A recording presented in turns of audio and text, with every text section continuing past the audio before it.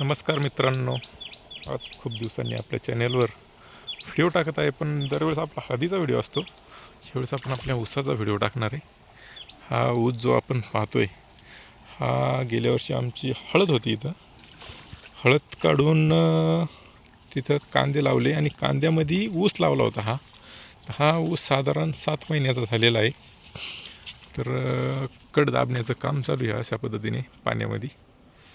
आणि एक विशेष सांगायचं झालं तर हे बघा, हे जुन्या हळदीचे कोंब जे तुकडे होते ते आहेत.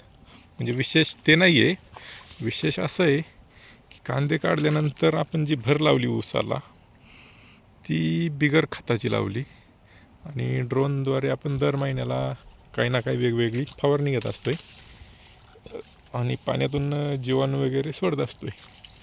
तर ह्या पद्धतीचा आपला ऊस झालेला आहे. तर कसा वाटला ऊस ते कमेंटमध्ये सांगा. आवडल्यास लाईक, शेअर आणि नवीन असाल तर चॅनलला सबस्क्राईब करायला मात्र विसरू नका. तर रासायनिक खतांशिवाय ऊस येऊ शकतो का हे दाखवण्याचा हा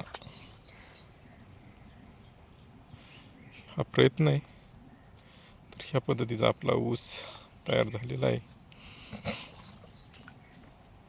7 महिन्यांचा ऊस आहे आणि एकदा म्हणजे 2 वेळा असं आपण देशी दारूची फवारणी घेतलेली आहे.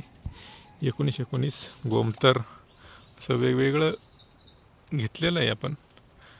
आणि PSIचं जे असतं केंड मल्टी मायक्रोन्यूट्रॉन त्याची पण फवारणी घेतलेली आहे. तर ह्या अशा पद्धतीचा ऊस आपला तयार झालेला आहे. धन्यवाद.